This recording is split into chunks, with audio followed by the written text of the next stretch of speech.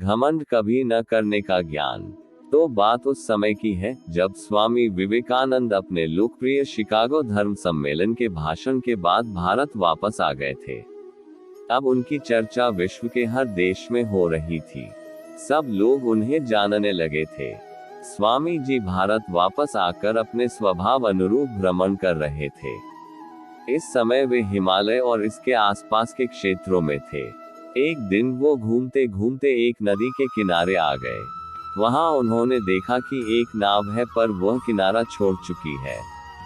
तब वे नाव के वापस आने के इंतजार में वहीं किनारे पर बैठ गए। एक साधु वहां से गुजर रहा था। साधु ने स्वामी जी को वहां अकेला बैठा देखा तो वह स्वामी जी के पास गया और उनसे पूछा, तुम यहाँ क्यों बैठे हुए हो? स्वामी जी ने जवाब दिया, मैं यहाँ नाव का इंतजार कर रहा हूँ। साधु ने फिर पूछा, तुम्हारा नाम क्या है?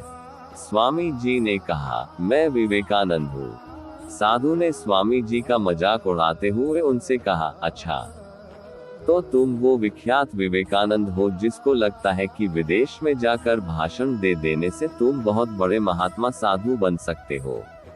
स्वामी जी ने साधु को कोई जवाब नहीं दिया। फिर साधु ने बहुत ही घमंड के साथ नदी के पानी के ऊपर चलकर अपनी शक्ति का प्रदर्शन किया। कुछ दूर तक चलने के बाद साधु ने स्वामी जी कहा, क्या तुम मेरी तरह पानी पर पैदल चलकर इस नदी को पार कर सकते हो?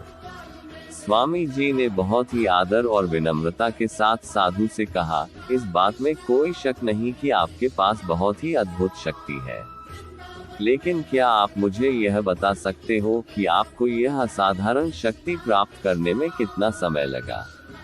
बहुत ही अभिमान के साथ साधु ने जवाब दिया, यह बहुत ही कठिन कार्य था। मैंने 20 सालों की कठिन तपस्या और साधना के बाद यह महान शक्ति प्राप्त की है। साधु का यह बताने का अंदाज बहुत ही अहंकार भरा था। यह देखकर स्वामी जी बहुत ही शांत स्वर में बोले, आपने अपनी जिंदगी के 20 साल ऐसी विद्या को सीखने में बर्बाद कर दिए, जो काम एक नाव 5 मिनट में कर सकती है।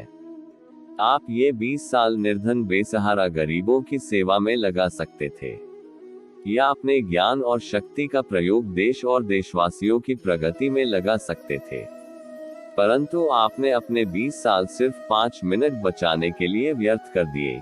ये कोई बुद्धिमानी नहीं है।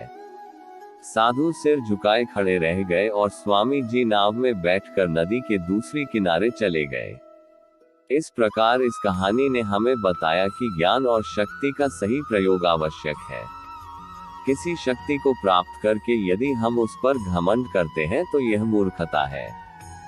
शक्ति का सही जगह पर सही इस्तेमाल करना ही वास्तविकता में बुद्धिमानी है।